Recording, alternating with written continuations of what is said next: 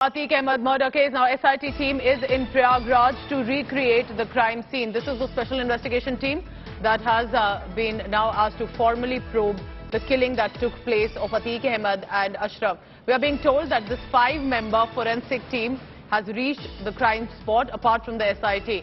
So this, remember, recreating a crime scene is to help understand with the shooters how did they manage to get in. What was their modus operandi? How did they manage to successfully shoot the individual? And perhaps may give them a little more lead about how did they go about planning this very clear, very specific killing. Remember, there were media persons around them. There were police personnel as well, but they ensured that the shooters that they point blank killed repeatedly with 18 rounds of fire, the gangster turned netas, Atiq Ahmed and Ashraf. And therefore it's imperative, and take a look at this, this is high security. Much higher than the security that was there for Atiq Ahmed and Ashraf. So with the number of police personnel, 3 shooters, also a forensic team there. This is to get scientific evidence to try and get more leads. All right, go ahead. We have, yes, go ahead, Santosh. Arvind Ojha also is with us. Arvind, बताइए हमको वहां पहुंच चुकी है SIT. नहीं, बिल्कुल देखिए, आप सीधे तस्वीरें देखिए, बाकायदा हलचल बढ़ गई है और यहाँ पर बड़े टॉप ऑफिशियल आए हुए हैं। आप देखिए, अगर देखेंगे यहाँ पर सीधे फ्रेम में ये गेट है और यहाँ पर कई ऑफिशियल आए हुए हैं, बड़े अधिकारी, ज्वाइंट सीपी रैंक के, और जो अधिकारी है वो यहाँ पर आकर ये ऐसा लगता है कोई नई टीम है, जुडिशियल जो इंक्वायरी की जा रही थी उसकी ये टीम है जो यहाँ पर पहुंची है क्राइम सीन पर। ज्वाइंट सीपी आकाश कुल्हड़ी वो पूरी जानकारी दे रहे हैं। ये तस्वीरों में आप देखें तो ये जुडिशियल जो इंक्वायरी की गई है उसमें ये 2 ऑफिशियल है जिनको ज्वाइंट सीपी आकाश कुल्हड़ी पूरी जानकारी दे रहे हैं कि किस तरीके से ये पूरी घटना हुई। और ये देखिए, ये जगह जहां इस वक्त ये पूरी न्यायिक टीम है एग्जैक्ट उस जगह पर खड़ी है जहां पर जो अतीक और अशरफ को गोली मारी गई थी। और ज्वाइंट कमिश्नर आकाश कुल्हड़ी प्रयागराज वो पूरी जानकारी दे रहे हैं। ये जरा प्रदीप गुप्ता नीचे की तरफ दिखाइए, जो ये जो स्पॉट है यहाँ पर अतीक और अशरफ को गोली मारी गई थी। जब मीडिया की टीमें वो जानकारी ले रही थी तो कमीशन की टीम बाकायदा इस बारे में जानकारी ले रही है कि कैसे इस हत्याकांड को अंजाम दिया गया था और कैसे ये पूरी हत्या को अंजाम दिया गया था, अशरफ और अतीक को कैसे गोली मारी गई थी। तो जो पूरी कमीशन की टीम है उसको ब्रीफिंग यहाँ पर की जा रही है। जो प्रयागराज के ज्वाइंट कमिश्नर है आकाश कुल्हड़ी वो पूरी तरह से ब्रीफिंग कर रहे हैं कि किस तरीके से अतीक और अशरफ यहाँ आते हैं, मेडिकल के लिए उनको लाया जाता है और कैसे फिर शूटर यहाँ पर आते हैं और गोली मार देते हैं। और जो कमीशन की टीम है वो क्वेश्चन भी पूछ रही है, वो जानने की भी कोशिश कर रही है कि आखिर हुआ क्या था एग्जैक्ट उस वक्त। SIT की टीम भी इसके पहले यहाँ पर पहुंची थी। ये वो अस्पताल है जहाँ पर अतीक और अशरफ को बाकायदा जो शूटर आए थे प्रॉपर रेकी करके गोली मारी थी। तो यहाँ पर जो भी पुलिस ऑफिशियल है और अशरफ के वक्त जितनी पुलिस नहीं थी उतनी तो आज यहाँ 3 शूटर्स के साथ है। हमारे व्यूअर के लिए जरूर बताएं अरविंद कि क्यों recreation of a crime scene जरूरी होता है, शूटर्स को यहाँ लेकर आए, क्यों रिक्रिएट किया जा रहा है फिर से?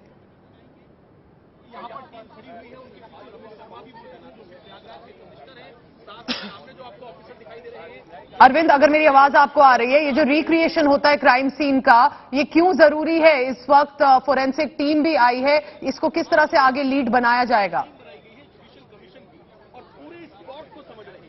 नहीं, देखिए, इसके पहले जो फोरेंसिक टीम आई थी, SIT की टीम आई थी, वो यहाँ पर गई, पूरे क्राइम सीन को समझा, किस किस तरीके से पूरे हत्याकांड को अंजाम दिया गया था। वो SIT की टीम यहाँ से निकली और सीधा जो अक्यूज पुलिस लाइन में है उनसे वहां पर पूछताछ करी है। उसके बाद ये कमीशन की टीम आई हुई है।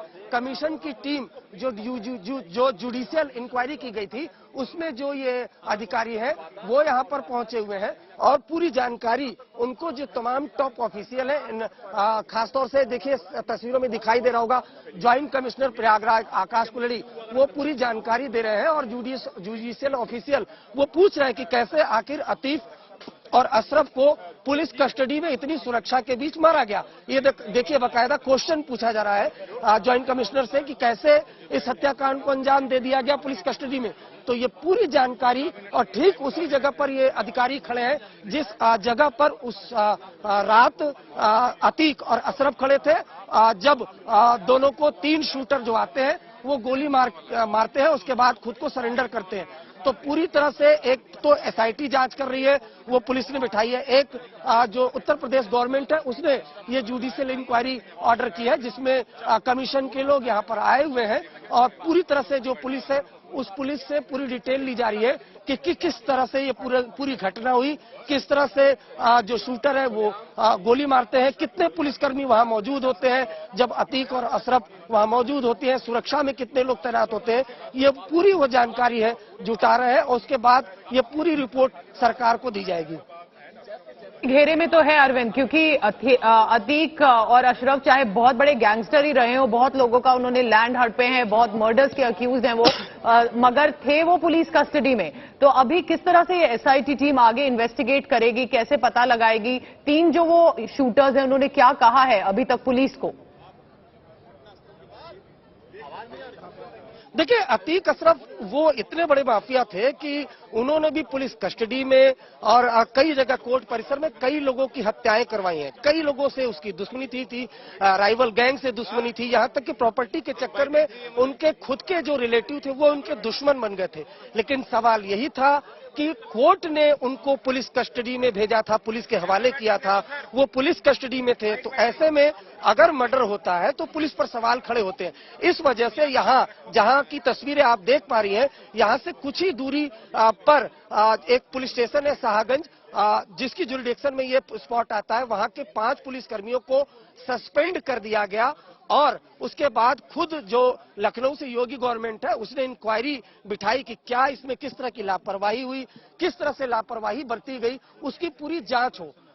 मर्डर के इन्वेस्टिगेशन के लिए हमें ये भी बताया अरविंद, जो शूटर्स हैं, शूटर्स ने लापरवाही हुई जी, जिनको पकड़ा गया है 3 लड़कों को, वो उन्होंने क्या कहा है, उनका क्या मोटिव था, क्यों मारा उन्होंने अतीक और अशरफ को? देखिए, वो तो लगातार यही कह रहे हैं कि हम लोग कब तक शूटर बन के रहते, हमने बड़ा माफिया बनने के लिए सत्याकांड को अंजाम दिया है, हम बड़ा माफिया बनना चाहते थे, इस वजह से हमने इस पूरे हत्याकांड को अंजाम दिया है। और लगातार वो यही कह रहे हैं।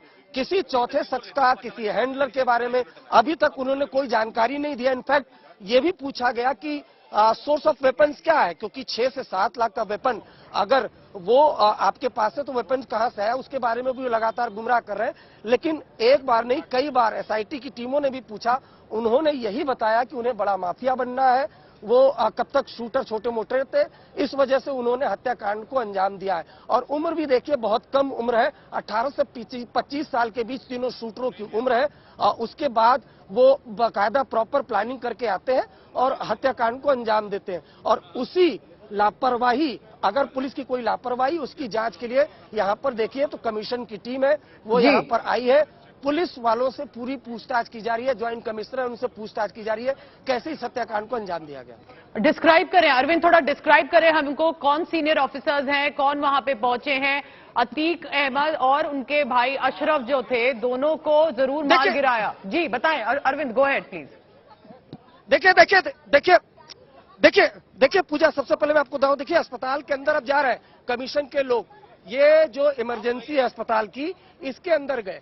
अब यहाँ पर वहीं पर अतीक और अशरफ को लाया गया था, वो गए अंदर, मेडिकल कराया, मेडिकल कराने के बाद वो वापस आए, मीडिया से बातचीत करने की कोशिश कर रहे थे, तभी इस हत्याकांड को अंजाम दिया। तो वो कमीशन के लोग, जुडिशियल ऑफिशियल जो यहाँ पर जिनको जांच का आदेश दिया गया है वो यहाँ पर आते हैं और ज्वाइंट कमिश्नर रैंक के जो अधिकारी हैं आकाश कुल्हड़ी, वो उनसे पूछताछ कर रहे हैं, उनसे जानकारी ले रहे हैं कि किस तरह से ये पूरी घटना हुई है। जो आकाश कुल्हड़ी प्रयागराज ज्वाइंट कमिश्नर है, वो बकायदा जो ऑफिसर है कमीशन के, उनको पूरी ब्रीफिंग दे रहे हैं। बीच बीच में कमीशन के अधिकारी भी लगातार पूछ रहे हैं कि किस तरीके से इस इतनी भारी सिक्योरिटी में जो पुलिस कस्टडी में दोनों का मर्डर हो गया, तो वो भी जानकारी उन्होंने दी। उसके बाद अब सामने की ये तरफ जो तस्वीर है, इमरजेंसी डिपार्टमेंट, यहाँ पर जो पुलिस टीम के साथ जो कमीशन के अधिकारी है वो पहुंचे हुए और पूरी जानकारी उनको दी जा रही है। अरविंद ओझा यहाँ पे लोकेशन पे हैं प्रयागराज में, and Arvind Ojha is also telling us exactly what the investigation is up to and importantly about what is happening next. Arvind, also tell us, because right now there's a lot of investigation teams that have been set up.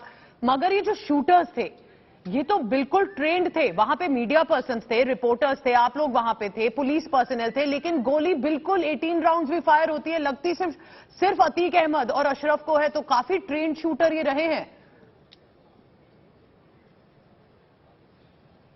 नहीं, बिल्कुल trend shooter है। अगर आप उनके पैरों की movement देखिए तो जब गोली मारते हैं तो पैरों की जो मूवमेंट है, जो तमाम जो सीनियर ऑफिशियल हैं, जो एक्सपर्ट हैं, वो ये देख रहे हैं कि किस तरह से बाकायदा डिस्टेंस के साथ पहले क्लोज रेंज से मारते हैं, पॉइंट ब्लैंक रेंज से अतीक को, यानी ये सुनिश्चित करना था कि हर हाल में उसकी मौत हो जाए। तो पहले पॉइंट ब्लैंक रेंज से गोली मारी जाती है, उसके बाद जब डिस्टेंस पे आते हैं तो जो लवलेश तिवारी को आप देखिए, उसके पैरों को मूवमेंट, उसके हाथ को मूवमेंट, जिस तरह से वो फायरिंग कर रहा है, उससे साफ पता चल रहा है कि वो एक ट्रेंड शूटर है। अगर क्राइम में उसको, जो क्रिमिनल की भाषा में या क्रिमिनल के बीच उसको अच्छा शूटर माना जाता है, शार्प शूटर कहा जाता है, वो एक शार्प शूटर की तरह पूरी तरह रिएक्ट कर रहा है, एक के बाद एक फायरिंग कर रहा है। ऑटोमेटिक ये पिस्टल है, उस ऑटोमेटिक पिस्टल से वो बाकायदा फायरिंग कर रहा है, सोफिस्टिकेटेड वेपन्स है।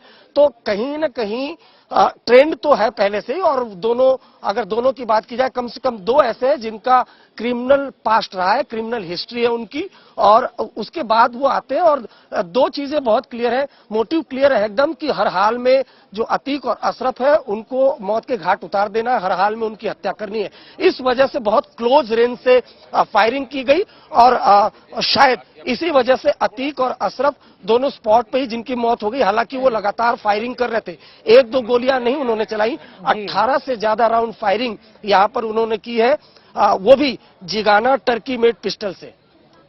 अरविंद, इतने सालों से आप क्राइम कवर कर रहे हैं, आप इस केस को कैसे देखते हैं? जिस तरह इन शूटर्स ने प्लान किया, चाहे गैंगस्टर्स ही थे, उनको मारा है, पुलिस थी वहां पे लेकिन उस वक्त कुछ नहीं कर पाई, सिक्योरिटी कम थी, बहुत राजनीतिक भी बहुत बड़ा मुद्दा यह बन गया है। लेकिन इतने सालों से जब आप क्राइम कवर कर रहे हैं, ऐसे केसेस होते हैं, इसको आप किस लेवल पे देखेंगे? किस तरह से प्लानिंग हुई, कितना इंपॉर्टेंट है ये केस, और बैकग्राउंड जो खुद अतीक अहमद और अशरफ का रहा है गैंगस्टर्स?